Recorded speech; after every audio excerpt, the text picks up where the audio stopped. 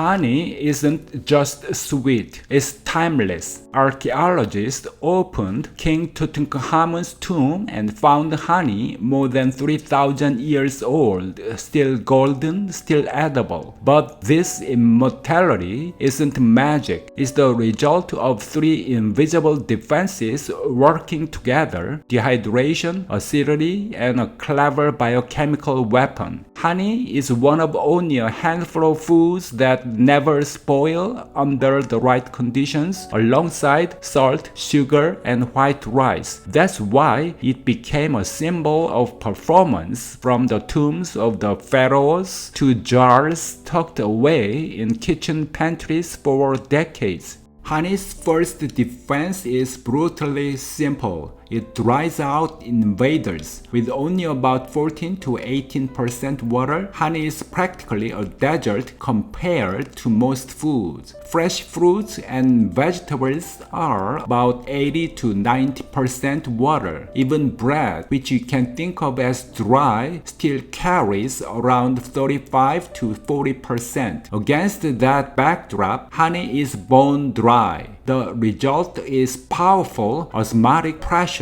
Any microbe that dares enter has its water sucked away, its cells shriveling like a salted slug. For bacteria, yeast, and mold, honey's low water content is an instant death sentence.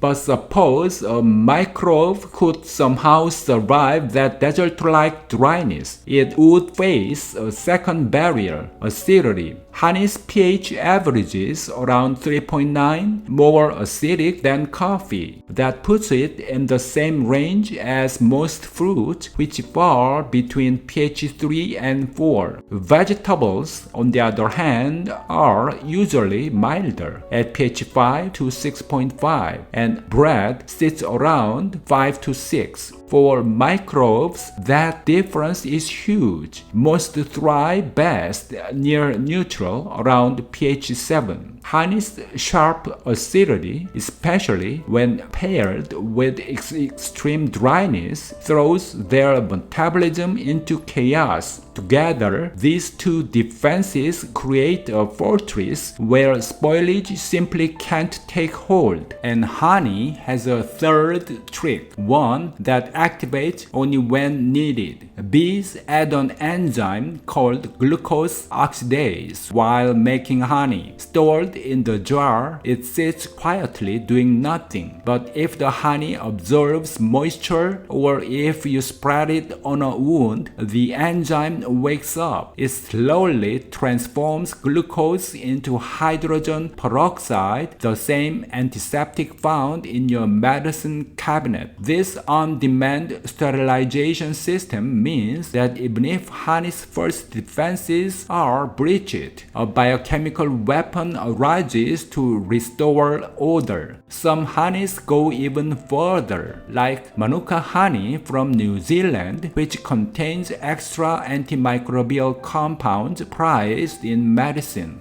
Now, you may have opened an old jar and found it solid and with crystals. That's not spoilage, it's just glucose separating out. The preservative power remains untouched. Warm it gently and the crystals melt away. Think of crystallization as honey changing form, not going bad. True spoilage only happens if honey's delicate balance is disrupted. Leave it unsealed in humid air and it can soak up water. Once moisture climbs above 25%, yeast cells can ferment the sugars into alcohol and carbon dioxide, or introduce crumbs or water with dirty spoon, and microbes finally gain a chance to grow. That's why proper storage matters. Keep honey in a tightly sealed container away from heat and sunlight. Use clean, dry utensils and never add moisture. Do that and honey's immortality is safe.